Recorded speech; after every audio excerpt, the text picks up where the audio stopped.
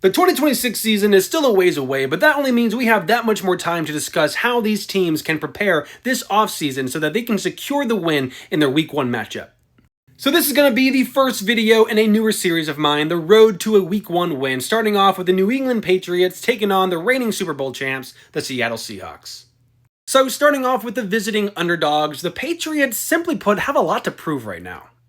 They got a lot of flack last season for, let's face it, having a cakewalk of a schedule, including the playoffs where they went up against Stidham-led Broncos in the AFC Championship. Come on. However, you gotta give them their flowers. There are plenty of teams out there who have very easy stretches in their schedule who, simply put, don't get the easy wins. Both teams look a little bit different. They've both seen their fair share of departures as well as new additions, but I believe that both identities still remain largely the same. The Patriots are currently dealing with a revamped receiving core, seeing Stephon Diggs being swapped for Romeo Doubs, and with, of course, lingering rumors that A.J. Brown will be joining the core as well. They've seen some recent shuffling in their linebacker room, which I think has gone a little bit worse, and of course they're still rebuilding their O-line, trying to get younger and hopefully better, with the newly drafted Caleb Lomu joining them in the trenches. However, their edge rushing has seen a slight uptick with Draymond Jones and Gabe Akers joining the group as well. And of course, signing all-pro safety Kevin Byard doesn't hurt either. However, the fact remains we all saw the game. We all know how the Patriots lost. It's that edge rushing from the Seahawks going up against this young and inexperienced O-line that just made Drake May crumble and got sacked 6 times. And unless I'm mistaken and unless things change from now until Week 1, the Seahawks edge rushing core largely remains the same. The Patriots' offense in the air has certainly improved with Romeo Doubs and A.J. Brown joining the crew, but the run game remains the same, and without a better O-line to go up against that better D-line, it's hard to say how they're going to get this win.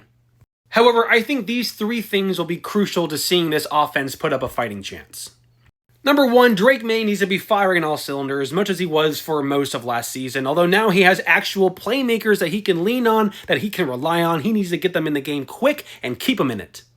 Number 2, they have a pretty deep O-line that they just need to be constantly cycling guys in, keeping them fresh against that dominating D-line. And 3, I would try to keep the running game short, have some quick passes here and there for some chunk shots, and also have the tight ends take on more of a blocking role than a pass-catching role. Their defense was pretty solid last year. I don't think they need to make a lot of big changes. I think just having the offense on the field more will keep their defense fresh. With a revitalized pass rush and Kevin Byard joining Christian Gonzalez in the back, I think they have a fighting chance of stuffing Sam Darnold. Which leads us to the reigning Super Bowl champs, the Seattle Seahawks. Obviously, the key departures here are Kenneth Walker, who went to the Chiefs, and cornerback Woolen, who went to the other bird flock, the Eagles.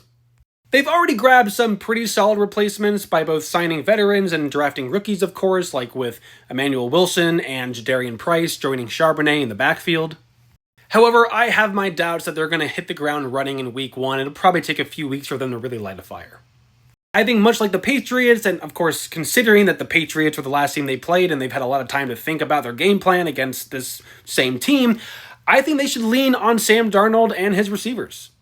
Darnold is coming off a fantastic season for himself, seeing career highs in both completion rates and yards per attempt. I think he needs to lean on his receivers, especially JSN, but also Cooper Kupp, and let's see Rashid Shaheed actually get more involved this time around.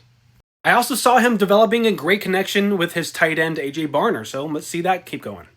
As long as JSN can continue winning his routes and Sam Darnold can continue actually progressing through his reads on every dropback, they definitely have a fighting chance.